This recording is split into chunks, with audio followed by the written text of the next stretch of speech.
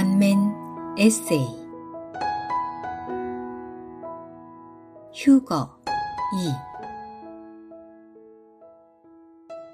2 휴거에 관한 두 번째 글입니다. 얼마 전 우연한 기회에 어느 한 침례교 목사님과 휴거에 관해 이메일을 주고받을 기회가 있었습니다. 그분은 죄사함 받고 구원의 확신을 가진 사람은 모두 장차 동시에 휴거되고 천국에 곧바로 입성한다고 주장했습니다. 따라서 지방교회 측이 거듭났어도 첫 열매로 휴거되지 못하는 경우가 있다고 말하는 것은 행위 구원을 가르치는 것이라고 오해했습니다. 안타깝게도 그분에게는 장차 있을 휴거가 영적 생명이 성숙한 익은 곡식을 수확하는 문제라는 개념이 결여되어 있었습니다. 이러한 사례에서 볼 수 있듯이 휴거 문제는 참된 믿는 이들 간에도 이견과 다툼이 있어온 복잡한 주제입니다.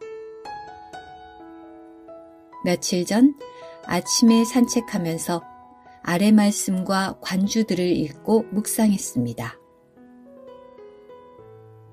그 후에 살아남아 있는 우리가 그들과 함께 구름 속으로 이끌려 올라가 공중에서 주님을 만나게 될 것입니다.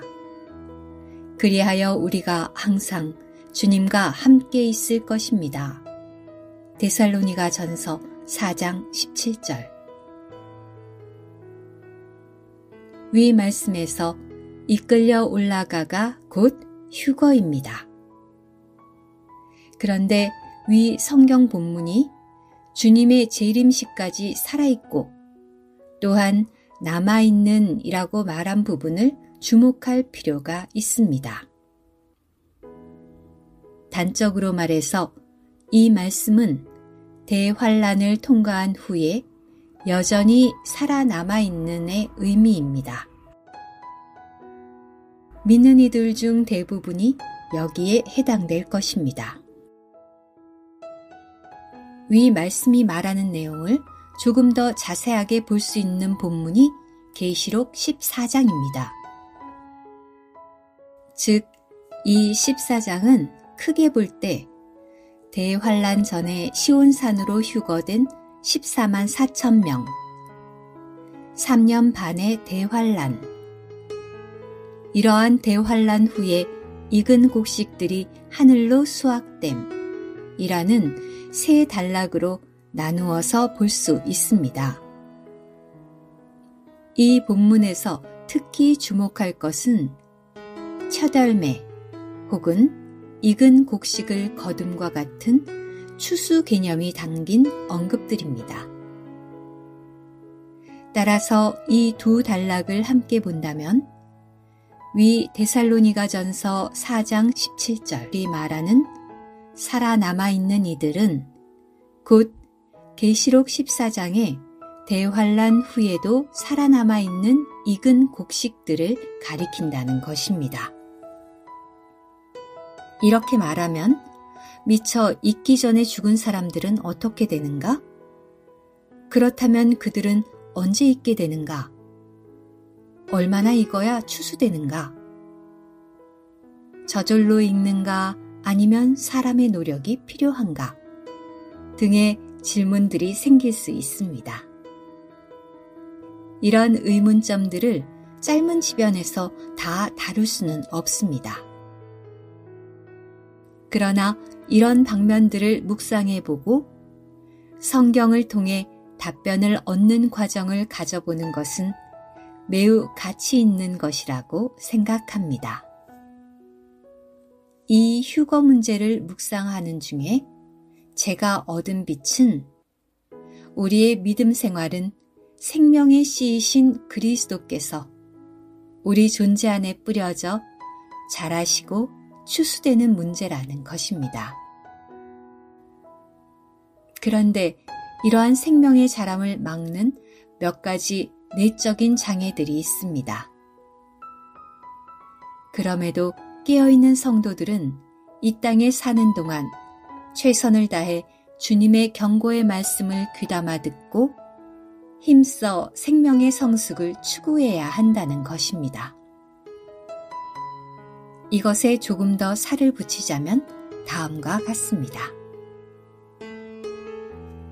주님께서 생명의 씨로 우리 안에 뿌려지심은 익은 나달로 추수되기 위함임. 하나님의 왕국은 이와 같습니다.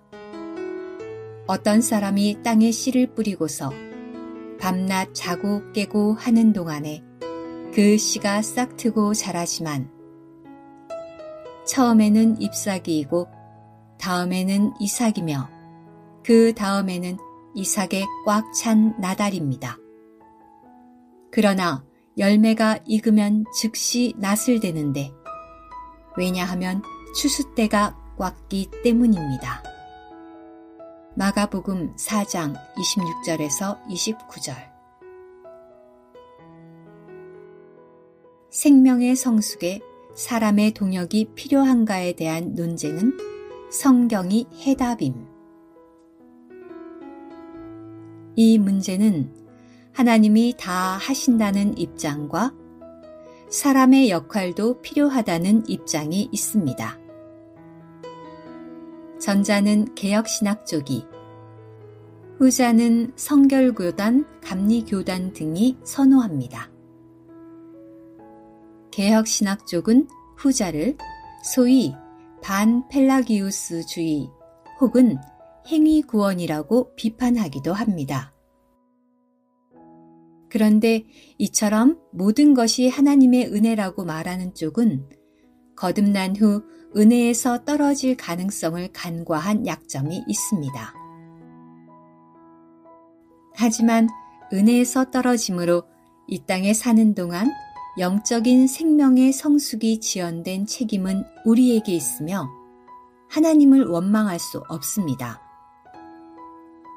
주님은 훗날 그리스도의 심판대에서 우리 모두에게 이 문제를 엄중히 묻고 심판하실 것입니다.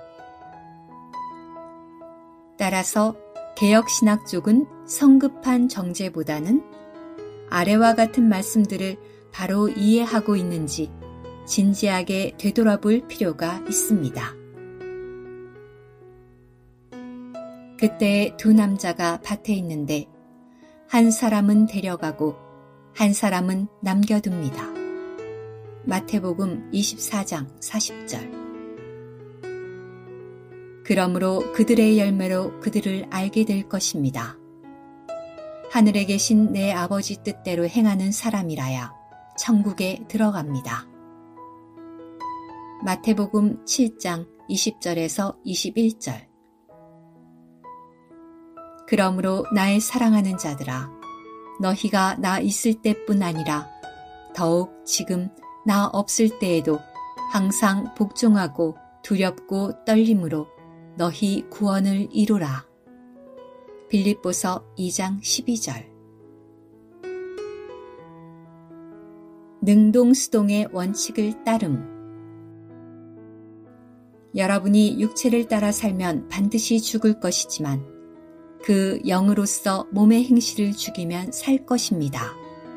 라는 말씀에 대해 신약회복역 성경 각주는 다음과 같이 주석을 달았습니다. 우리는 몸의 행실을 죽여야 하지만 반드시 그 영으로서 해야 한다. 한 면으로는 우리가 먼저 주도적으로 몸의 행실을 죽여야 한다. 그 영은 우리를 위하여 그 일을 행하지 않으신다. 다른 한 면으로는 우리는 성령의 능력도 없이 우리 자신이 노력하여 몸을 처리하려고 해서는 안 된다. 살아있는 믿는 이들이 휴거되는 조건은 생명이 성숙하는 것입니다. 따라서 우리는 모든 환경 속에서 생명이신 그리스도께서 우리 안에서 자라시고 충만되시게 허락해 드려야 합니다. 만일 실패했으면 즉시 주님의 보혈을 의지하여 자백하고 돌이켜 신성한 생명이 분배될 수 있는 상태인 생명의 교통 안에 들어가야 합니다.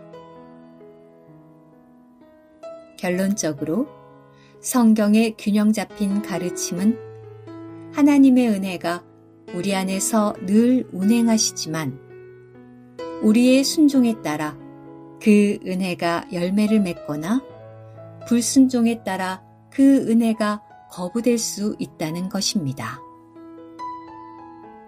그리고 그 거부된 결과에 대한 엄중한 책임은 바로 우리에게 있습니다. 오 주님, 이 시간도 우리 모두가 당신의 넘치는 은혜 안에 머물게 하소서. 우리 안에 떨어진 생명의 씨가 자라고 익어 이른 추수 때에 첫 열매로 걷어지게 하소서. 아멘.